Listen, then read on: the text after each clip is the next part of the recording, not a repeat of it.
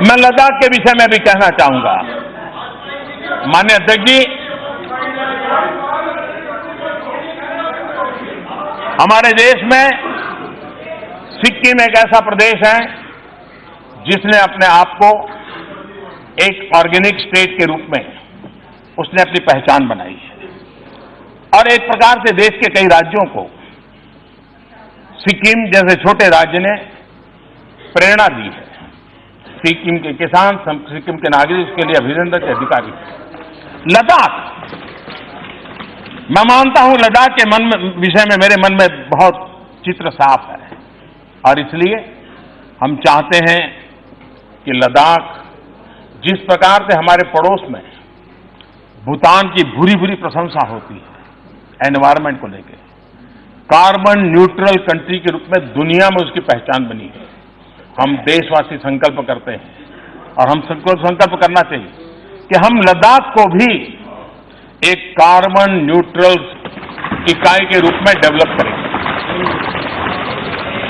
देश के लिए एक पहचान बनाएंगे और उसका लाभ आने वाली पीढ़ियों को एक मॉडल के रूप में मिलेगा, ऐसा मुझे पूरा विश्वास है।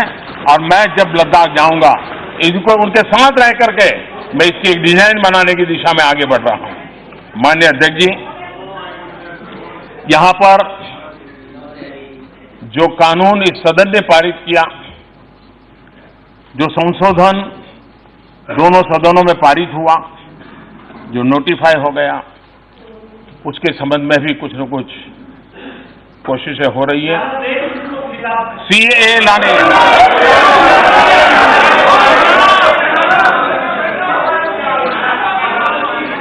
कुछ लोग कह रहे हैं सीएए लाने की इतनी जल्दी क्या थी।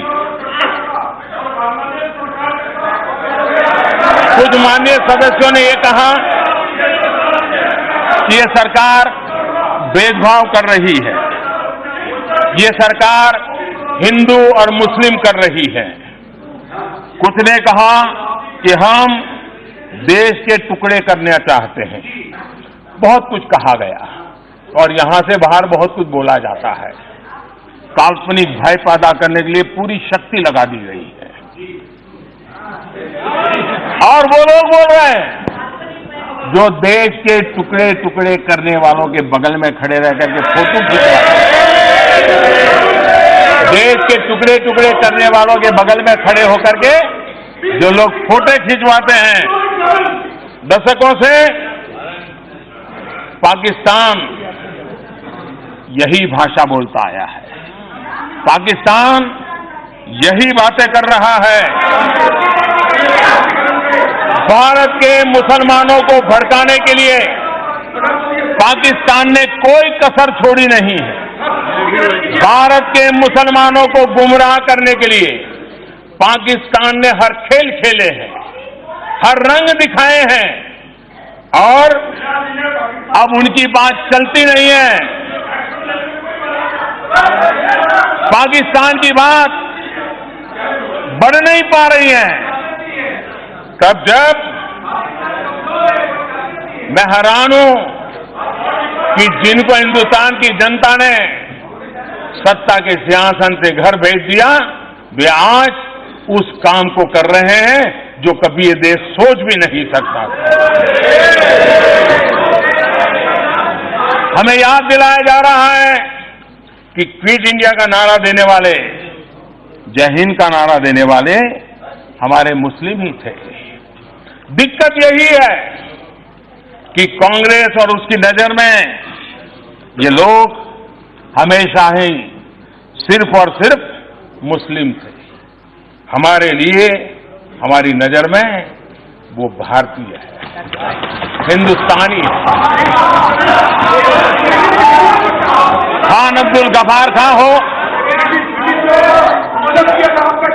माननीय अध्यक्ष जी, मेरा सौभाग्य रहा है कि लड़कपन में मेरा सौभाग्य रहा है कि लड़कपन में खान अब्दुल गफार खान जी के चरण छूने का मुझे अवसर मिला था। मैं इसे अपना गर्व मानता हूं।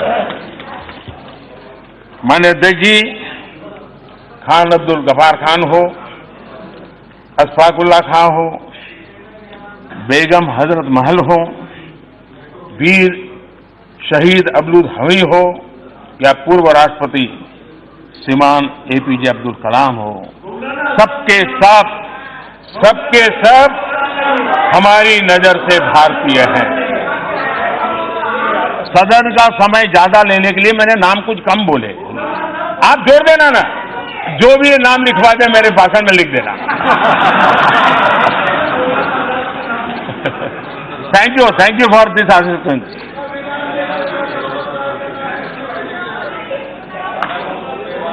माननीय अध्यक्ष जी, कांग्रेस और उसके जैसे दलों ने जिस दिन भारत को भारत की नजर से देखना शुरू किया, उसे अपनी गलती का एहसास होगा।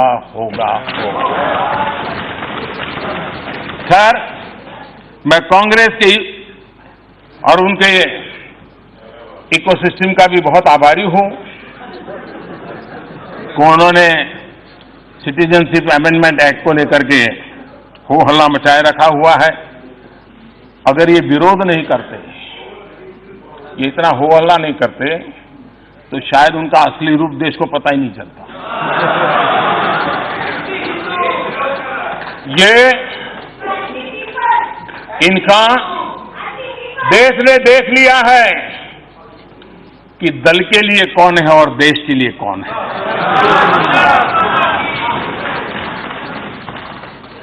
और मैं चाहता हूं, जब चर्चा निकल पड़ी है तो बात दूर तक चली जाए।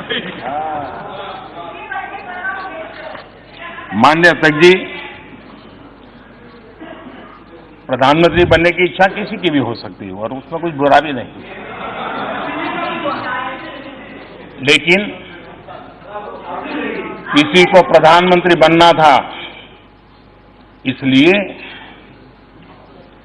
हिंदुस्तान के ऊपर एक लकीर खींची गई और देश का बंटवारा कर दिया गया। बंटवारे के बाद जिस तरह पाकिस्तान में हिंदुओं, सिखों और अन्य अल्पसंख्यकों पर अत्याचार हुआ, जुल्म हुआ, जोर जबरदस्ती हुई, उसकी कल्पना तक नहीं की जा सकती। मैं कांग्रेस के साथियों से जरा पूछना चाहता हूं, क्या आपने कभी भूपेंद्र कुमार दत्ता का नाम सुना है?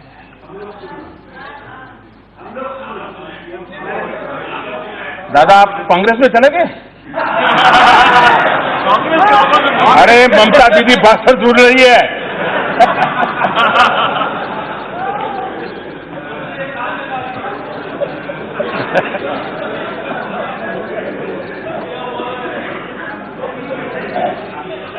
कांग्रेस के लिए जानना बहुत जरूरी है और जो यहां नहीं है उनको भी जानना जरूरी है। भूपेंद्र कुमार दत्त एक समय में ऑल इंडिया कांग्रेस कमेटी में थे, उसके सदस्य थे। स्वतंत्रता संग्राम के दौरान 23 साल उन्होंने जेल में बिताए थे। वो एक ऐसे महापुरुष थे जिन्होंने न्याय के लिए 78 दिन 78 डे जेल के अंदर भूख हड़ताल की थी और यह भी उनके नाम एक रिकॉर्ड है। विभाजन के बाद भूपेंद्र कुमार दत्त पाकिस्तान में ही रुक गए थे। वहां की संविधान सभा के वे सदस्य भी थे।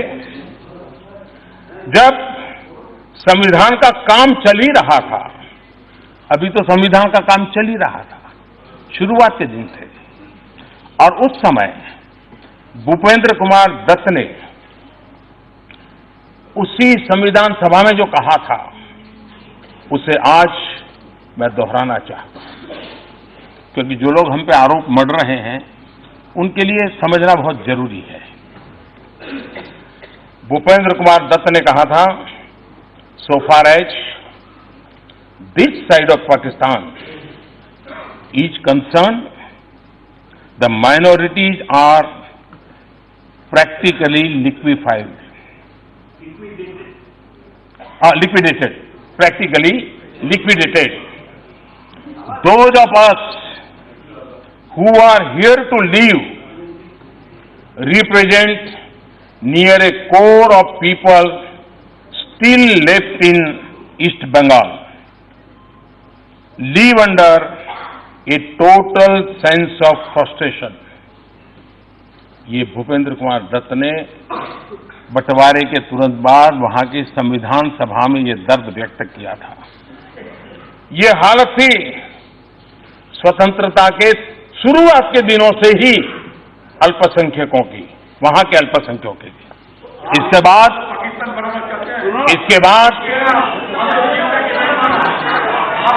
इसके बाद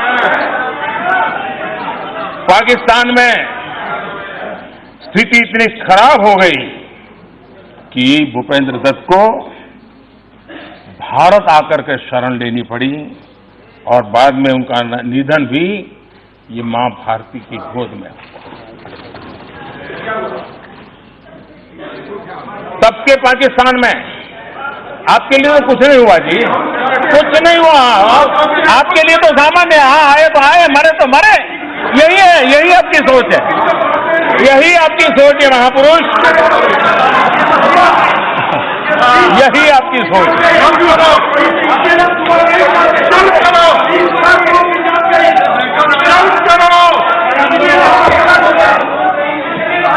माननीय अध्यक्ष जी,